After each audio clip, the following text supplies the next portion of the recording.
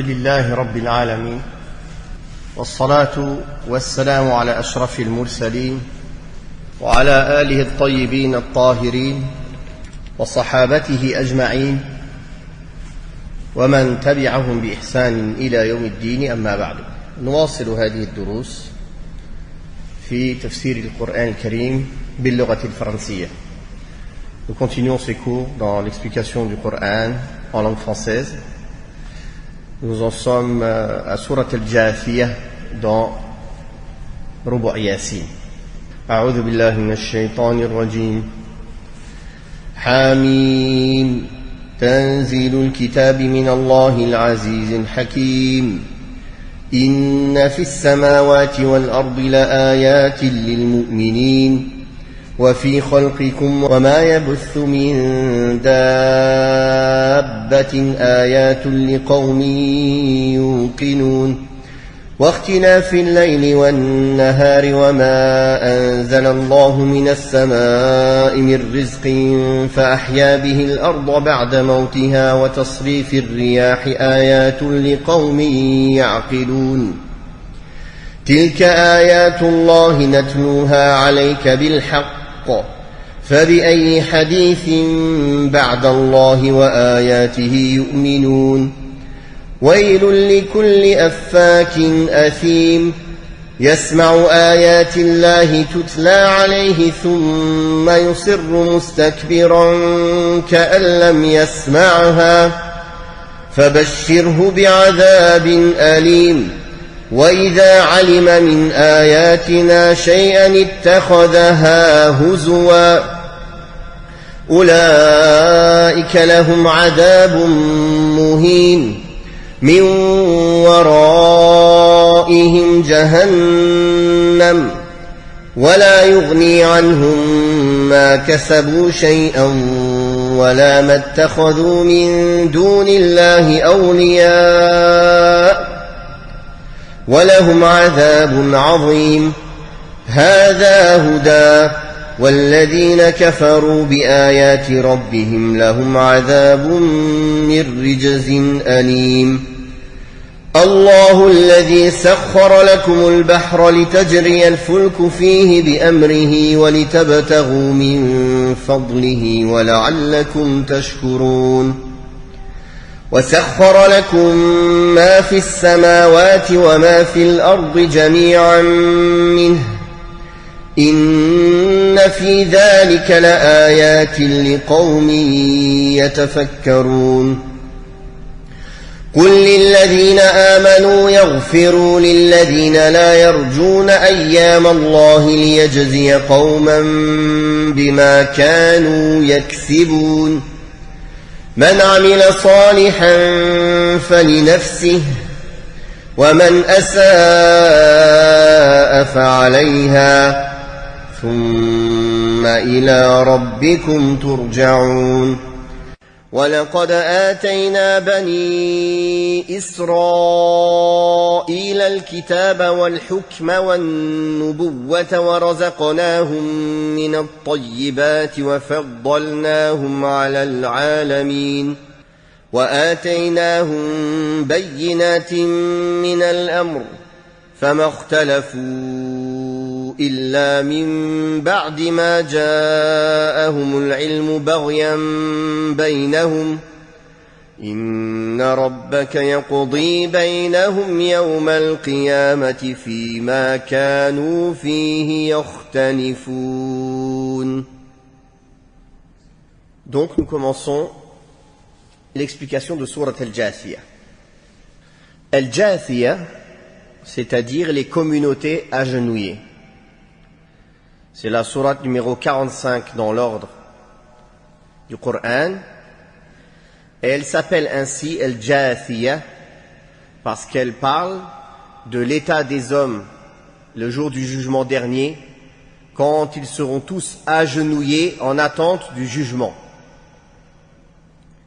Wa tara kulla ummatin jathiyah.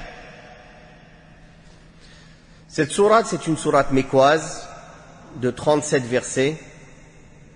Elle parle de l'état de la création ainsi que des signes religieux et des signes cosmiques prouvant l'unicité d'Allah subhanahu wa ta'ala et l'objectif de la création.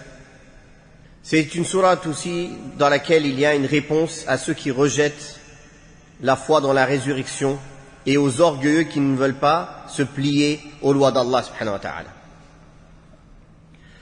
Donc du verset 1 au verset 11, Allah ta'ala a dit dans le sens, en langue française, Hamim, la révélation du livre est d'Allah le Tout-Puissant, le Sage.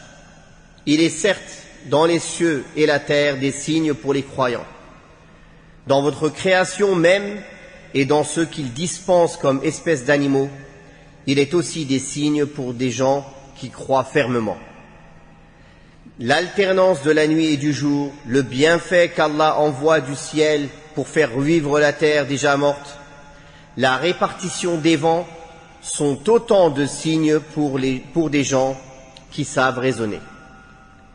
Ce sont là les versets d'Allah que nous te récitons en toute vérité. En quelles paroles, après celles d'Allah et après ces versets, vont-ils désormais croire? Malheur à tout fieffé menteur et pécheur invétéré, qui s'entend réciter les versets d'Allah et qui par dédain fait comme s'il ne les avait pas entendus, annonce-lui donc un supplice très douloureux. Quand il apprend quelque chose de nos versets, il les tourne en dérision. Celui-là sera de ceux qui auront un supplice humiliant. La Jehen est devant eux, et rien de ce qu'ils auront acquis comme bien ne leur sera utile, pas plus que ne leur seront utiles les protecteurs qu'ils ont pris en dehors d'Allah. Ils seront voués à un terrible supplice. Ceci est la juste direction, et ceux qui ont mécru au verset de leur Seigneur subiront un très douloureux supplice. Allah tabaraka wa ta'ala fait ici l'éloge du Coran, de sa parole, qui est un livre sublime, que les croyants doivent respecter, glorifier et sublimer, car il est la révélation d'Allah tabaraka wa ta'ala, celui qu'on doit adorer seul, sans associé.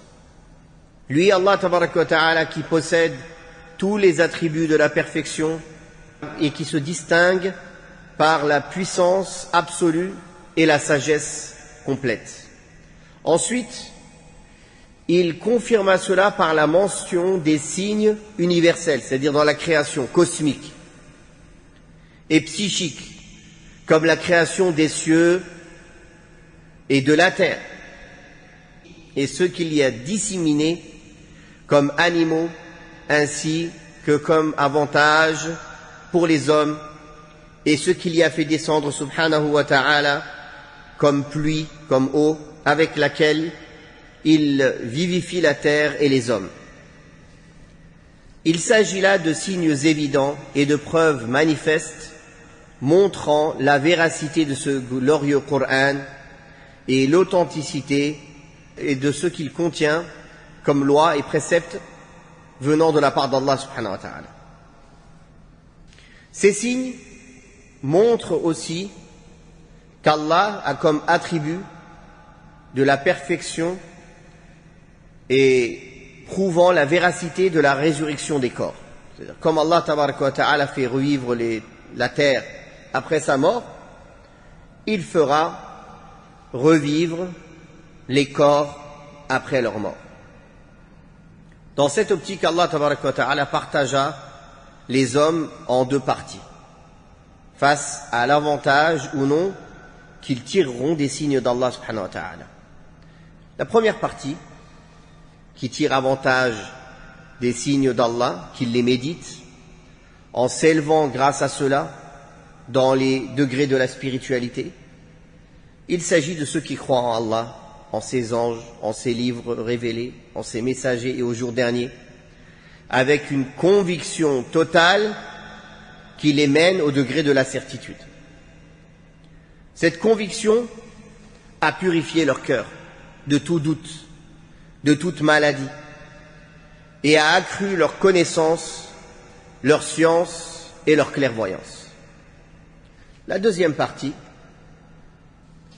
qui entend les versets d'Allah subhanahu wa ta'ala récités, et qui voient les signes apparents d'Allah tabaraka wa ta'ala autour d'elle, mais cette partie de personnes se gonfle d'orgueil et se détourne des signes d'Allah.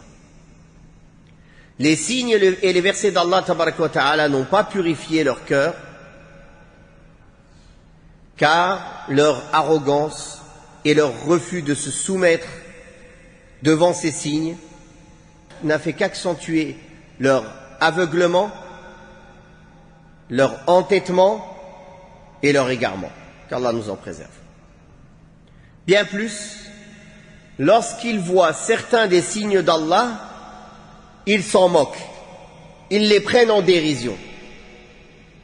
Aussi Allah tabaraka wa ta'ala leur adresse-t-il de sévères menaces en disant « Malheur à tout imposteur coupable, tout menteur dans ses propos, coupable dans ses actes infâmes.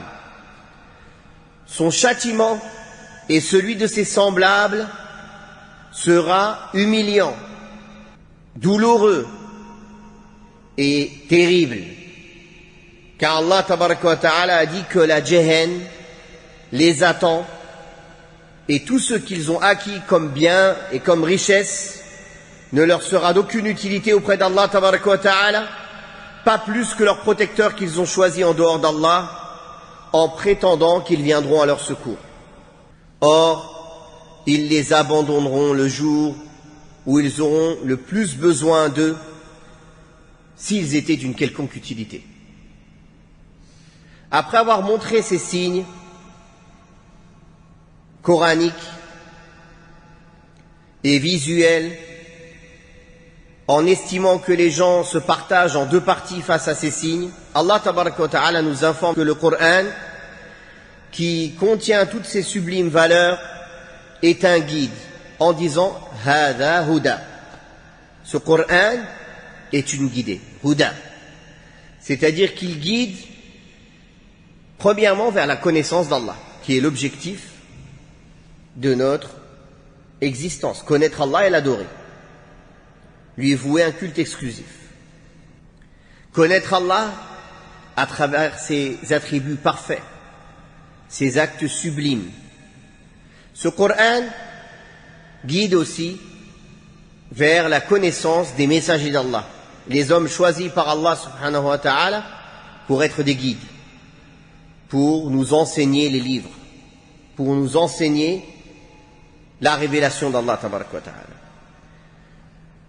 Ce Coran nous enseigne aussi qui sont les amis d'Allah, les alliés d'Allah, les bien-aimés d'Allah, et leurs caractéristiques, leurs qualités, et qui sont les ennemis d'Allah et leurs caractéristiques. Ainsi, la personne peut connaître qui sont les personnes à aimer et à qui on doit ressembler, et quelles sont les caractéristiques et les qualités aimées auprès d'Allah subhanahu wa ta'ala, pour pouvoir les appliquer et se parer de ces belles caractéristiques. Aussi, il connaîtra les défauts, les caractéristiques des gens de l'enfer, des ennemis d'Allah, pour pouvoir s'en préserver et s'éloigner de ces défauts. C'est d'ailleurs le combat perpétuel de l'homme jusqu'à sa mort, qui est le combat pour se purifier, pour purifier son âme. Purifier son âme de tous les défauts détestés par Allah, abhorrés par Allah subhanahu wa ta'ala, et acquérir les qualités aimées par Allah, pour faire partie de ses bien-aimés. Le Coran guide aussi vers les bonnes actions et incite à leur accomplissement, de même qu'il montre les mauvaises œuvres et il met en garde contre elles. Il guide également à la connaissance de la rétribution des œuvres et montre la rétribution en ce bas monde et dans la vie de l'au-delà, que ce soit pour celui qui fait les bonnes actions, quelle sera leur rétribution dans ce bas monde et dans l'au-delà, c'est-à-dire les adeptes de la guidée, ils auront la réussite et le bonheur dans ce monde, et ils auront la récompense énorme auprès d'Allah subhanahu wa ta'ala dans l'au-delà. Alors que ceux qui se sont égarés, qui n'ont pas choisi de suivre cette guidée, la guidée du Coran, ils auront la perdition dans ce bas monde, le malheur, même s'ils amassent tout l'or du monde, ils ne goûteront pas à la paix de l'âme, à la tranquillité, au bonheur derrière lequel tout le monde court, sauf qu'ils ne savent pas comment l'acquérir. Sauf qu'ils ne savent pas comment l'acquérir. Mais Allah Ta'ala nous a démontré, exposé comment acquérir le bonheur. Il a envoyé des messagers. Il a révélé des livres. Le chemin est déjà tracé. De s'y conformer et de le suivre. Et ceux qui auront nié les versets de leur Seigneur, des versets évidents et formels, que seuls les injustes, outranciers et transgresseurs peuvent nier, alors ils auront leur part du châtiment douloureux. Puis Allah tabaraka wa ta'ala a dit dans les versets 12 et 13 dans le sens de sa parole, c'est Allah qui a soumis pour vous la mer, où par son ordre courent sur les flots, sur ces flots les vaisseaux, et pour que vous recherchiez de ses faveurs, peut-être lui en serez-vous reconnaissant. Et il a soumis pour vous tout ce qu'il y a dans les cieux et sur terre, car tout provient de lui. Il y a certes là des signes pour des gens qui savent réfléchir. Allah tabaraka wa ta'ala informe ses serviteurs de ses faveurs et de sa bienfaisance à leur égard, en leur soumettant la mer pour que les vaisseaux et les embarcations puissent y voguer sur son ordre et grâce à sa facilitation, subhanahu wa ta'ala. Et pour que vous recherchiez ainsi ses faveurs, c'est-à-dire à travers le commerce et les profits que vous en faites. Et ça depuis longtemps. Les commerçants, les voyageurs, depuis longtemps, étaient des commerçants. La plupart des voyageurs étaient des commerçants qui voyageaient dans le monde entier pour vendre les biens qu'il y avait dans leur contrée et acheter des biens qu'il y a dans les contrées lointaines, et surtout les plus grands biens à l'époque qui étaient achetés et vendus, les épices ou autres.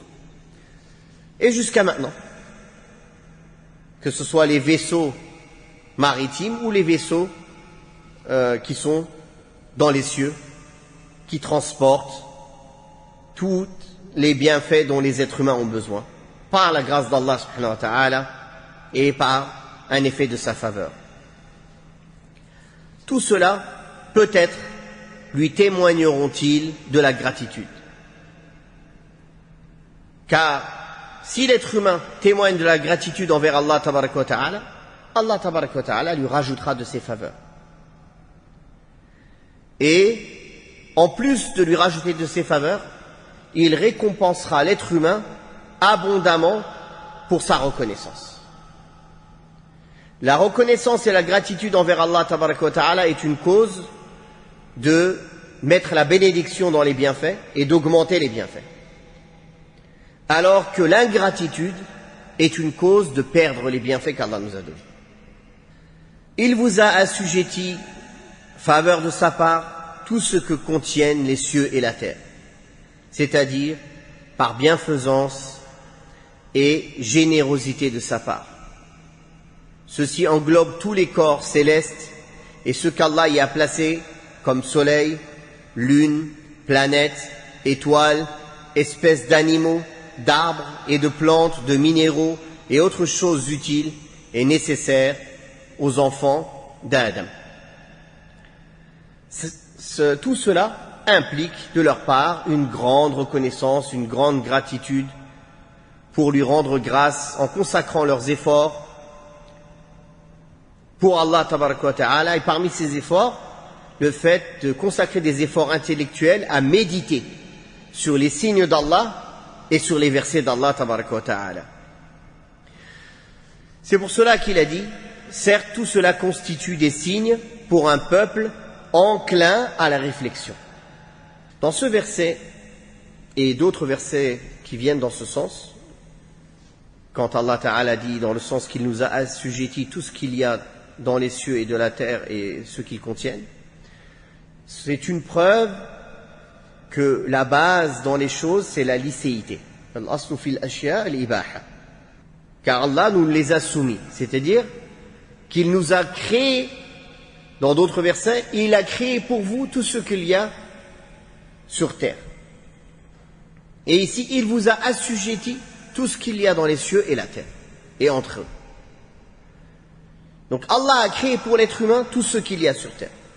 Ça prouve que tout est halal, tout est pour l'être humain, jusqu'à preuve du contraire. Sauf ce qu'Allah a rendu interdit.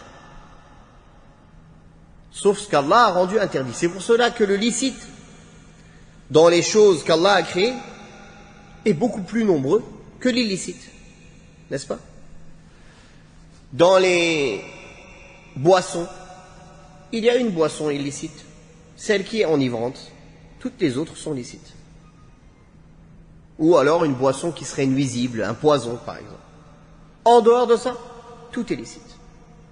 Tout est licite. Dans les nourritures, tout est licite, sauf certaines qu'Allah Ta'ala a interdites, comme le porc, comme les oiseaux carnassiers, comme les animaux féroces, ou la bête morte qui n'a pas été sacrifiée pour Allah subhanahu wa ta'ala. Donc, le choix dans le licite est énorme. Pour aller vers l'illicite, il faut vraiment que la personne il cherche à désobéir. Il cherche réellement à s'entêter. Ou dans les cas de nécessité. Dans ce cas-là, Allah Ta'ala nous a permis, dans le cas de la nécessité, d'avoir recours à ces illicites pour sauver notre vie, par exemple. Quelqu'un est dans le désert, il n'a rien d'autre à boire à part une boisson alcoolisée. S'il n'en boit pas, il mourra de soif, il en boit. Il en boit à mesure d'étancher sa soif. Il n'en boit pas jusqu'à être saoul. Et ainsi de suite. À chaque fois qu'il a peur de mourir de soif, il en boit à mesure d'étancher sa soif. Jusqu'à trouver autre chose. De même pour la viande haram ou le porc ou autre, s'il n'a rien d'autre et il va mourir, il lui est permis d'en consommer à juste mesure. Ad-daruratu tuqaddaru biqadariha. Ad-daruratu tuqaddaru biqadariha.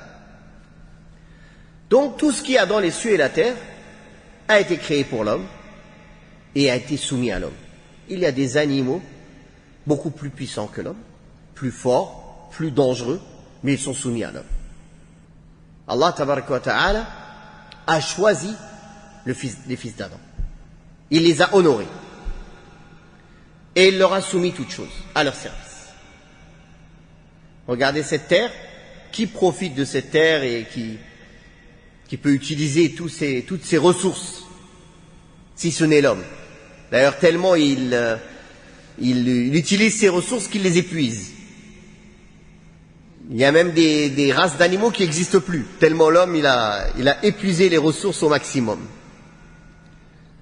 Donc, ceci est une manière de ne pas être reconnaissant envers Allah, de gaspiller les ressources d'Allah, de les épuiser juste dans l'objectif de consommer plus, sans être reconnaissant envers le Créateur,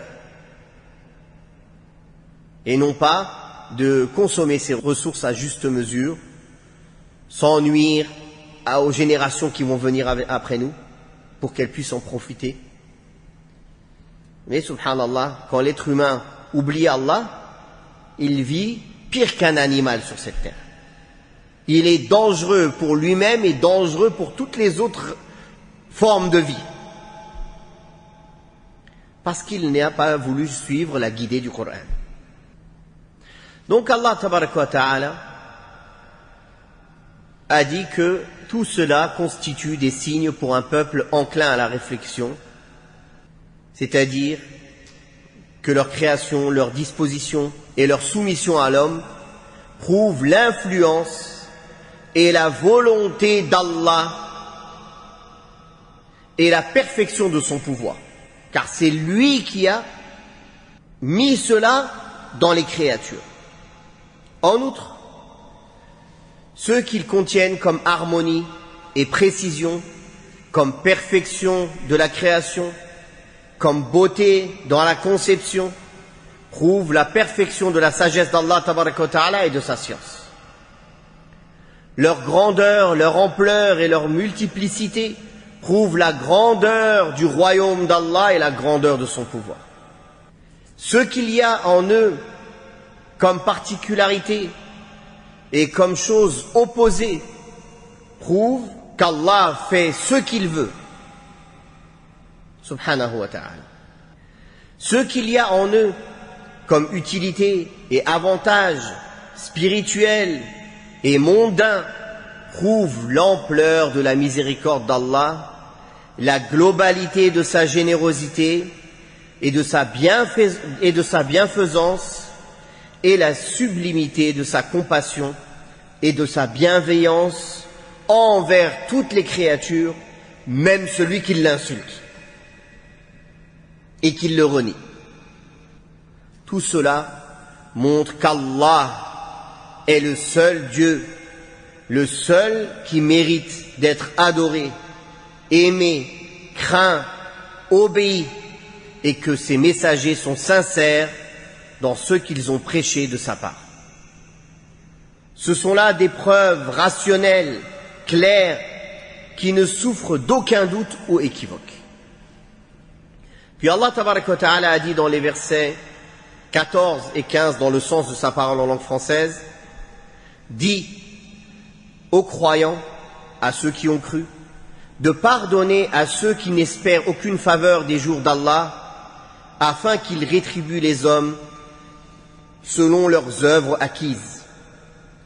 Quiconque fait une bonne action l'aura faite pour son propre bien, et quiconque commet une mauvaise action l'aura commise à ses dépens, puis c'est vers votre Seigneur que vous serez ramenés. Allah tabaraka wa ta'ala ordonne ici à ses serviteurs croyants de faire preuve de vertu morale sublime et de patienter face au tort des associatres et des mécréants qui n'espèrent pas la récompense d'Allah tabaraka wa ta'ala et qui ne craignent pas son châtiment. Contre les rebelles aux préceptes d'Allah, car Allah les rétribuera chacun pour ce qu'il faisait comme bonnes ou mauvaises œuvres. C'est ainsi que vous les croyants, il vous rétribuera abondamment pour votre foi, pour votre indulgence et pour votre patience. Quant aux associatres mécréants, s'ils persistent dans leur mécréance et leur négation, vous serez à l'abri de ce qui les touchera comme châtiment, rabaissement et avilissement. Qu'Allah nous en préserve. C'est pour cela qu'Allah Ta'ala a dit dans le sens, quiconque œuvre pieusement le fait pour lui-même. Quiconque commet une faute, la commet à son propre détriment, puis c'est auprès d'Allah que vous serez ramenés, quoi qu'il en soit. Puis dans les versets 16 et 17, Allah Ta'ala a dit dans le sens de sa parole, nous avons certes donné aux enfants d'Israël le livre, le discernement et la prophétie. Nous leur avons dispensé les meilleurs délices et les avons préférés à tous les autres peuples qui étaient leurs contemporains. Nous leur avons apporté des preuves évidentes de l'ordre suprême. Or, ils ne sont tombés en désaccord qu'après que leur est parvenue la connaissance de la vérité, et par hostilité des uns envers les autres, ton Seigneur jugera entre eux au jour de la résurrection en tranchant leurs différends. Allah tabaraka wa ta'ala nous rappelle qu'il avait accordé aux enfants d'Israël des dons qu'il n'a pas accordés à d'autres peuples contemporains à eux. il leur a donné les livres, les écritures, c'est-à-dire At-Tawrat wal-Injil, la Torah et l'Évangile. Il leur a donné le pouvoir d'arbitrer entre les gens avec ce qu'il y avait dans les écrits. Il a mis dans leur descendance la prophétie, avec laquelle ils se caractérisaient, puisque la prophétie avait été donnée aux descendants d'Ibrahim, dont la plupart étaient les descendants de Ishaq et de Yaqub, c'est-à-dire Israël. Israël, c'est Yaqub. Donc la plupart des prophètes étaient dans leur tribu, ou dans leur famille, parce que c'était une même grande famille à la base. Nous les avions gratifiés de dons agréables, comme les divers mets, les boissons, les vêtements, ainsi que l'octroi de la manne et de la caille, el man wa salwa. Et nous les avions élus de par les mondes, c'est-à-dire sur tous les peuples, grâce à ces dons et ces bienfaits. Cependant, Allah tabaraka wa ta'ala a élu cette communauté, la communauté du prophète Mohammed sallallahu alayhi wa sallam, pour être la meilleure des communautés, meilleure que les croyants de Bani Israël. Les croyants de la communauté du prophète Mohammed sallallahu alayhi wa sallam ont un plus haut degré et ont été choisis et comblés de faveurs plus que les croyants de Bani Israël. Car c'est la meilleure communauté qui a été suscitée aux gens. Allah Ta'ala leur a envoyé le meilleur prophète, l'imam des prophètes. Il leur a révélé le meilleur des livres, le dernier des livres révélés, le Coran. Et il leur a donné des lois et des règles qui sont les meilleures des lois et des règles valables et valides en tout temps, en tout lieu, jusqu'à la fin des temps. Et il leur a donné des spécificités et les a élevés et leur a multiplié les récompenses comme il n'a pas fait aux autres communautés. Comme il n'a pas fait aux autres communautés. Donc, quand Allah tabaraka wa ta'ala nous parle des dons qu'il a accordés aux enfants d'Israël, en les distinguant des autres peuples par le livre, le pouvoir de discerner, la prophétie, ainsi que d'autres faveurs, tous ces dons qui ont été prodigués à cette communauté et toutes les faveurs qu'ils ont reçues en plus de tout cela méritent une reconnaissance, une grande gratitude. Mais au lieu d'avoir été reconnaissants, ils ont été ingrats. C'est pour cela qu'Allah Ta'ala nous a conté leur histoire. Et comment ils ont été ingrats, et comment ils ont mécru, et comment ils ont rejeté, et comment ils ont combattu les prophètes, et ce qu'Allah a fait d'eux. Ceci est un rappel pour nous. Vous, ô communauté de Mohammed, sallallahu alayhi wa sallam, nous vous avons choisi, nous vous avons élevé, nous vous avons envoyé le meilleur des messagers, nous vous avons donné le meilleur des livres, nous vous avons donné les meilleures des règles, nous vous avons multiplié vos récompenses, nous vous avons donné des faveurs que nous avons données à aucune communauté avant vous. Ceci nécessite une gratitude et une reconnaissance. Donc, regardez les Bani Israël. Prenez exemple sur les bons croyants parmi eux et tirez des leçons de ceux qui n'ont pas été croyants parmi eux après tous les bienfaits qu'ils ont reçus. Comment Allah les a châtiés, comment Allah les a avilis, comment Allah les a maudits. Pourquoi Allah les a maudits sur la langue des prophètes? À cause de leur ingratitude et leur négation. Après qu'Allah les avait élevés et leur avait donné un haut rang. Plus les dons sont grands, plus la gratitude doit être grande. Allah Ta'ala, toutes les bonnes lois et les bonnes règles qu'il y avait chez les Bani Israël, il nous les a gardées dans le Coran. Et il nous a rajouté des meilleures règles. Et il a abrogé celles qui n'étaient plus d'actualité. Donc comment on doit être reconnaissant envers Allah subhanahu wa ta'ala? Allah Ta'ala leur avait aussi fourni des preuves de la véracité de leurs messagers pour qu'ils puissent facilement distinguer entre le mensonge et l'ordre divin.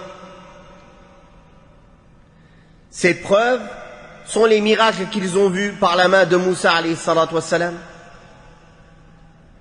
Cela étant,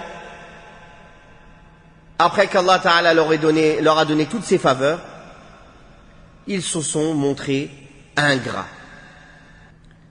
Ils s'inscrivirent dans le faux contre la vérité, et au lieu de s'unir autour de ce qu'Allah a révélé, ils ont commencé à se diviser. C'est pour cela qu'Allah Ta'ala a dit, ce n'est qu'après avoir reçu la science qu'ils divergèrent entre eux. C'est-à-dire, un groupe qui accepta cette science, qui accepta cette révélation et la vérité, et qui s'y plia, et d'autres factions qui divergèrent et qui s'égarèrent du droit chemin. Le prophète sallallahu alayhi wa sallam a dit, les juifs se sont égarés, se sont divisés en 71 factions, toutes au feu sauf une. Les chrétiens se sont divisés en 72 factions, toutes au feu sauf une. Ma communauté va se diviser en 73 factions, toutes au feu sauf une. Ils dirent, mais qui sont-ils, au messager d'Allah? Il a dit, ce sont ceux qui sont sur le groupe de la vérité. Ceux, dans une autre version, qui sont sur la même voie sur laquelle je les ai laissés moi, et sur la même voie que mes compagnons. Donc, quand la science arrive, quand la vérité arrive, il y a toujours ce même effet. Un groupe qui s'attache à la vérité et qui réussit, et une multitude de factions et de sectes et de groupes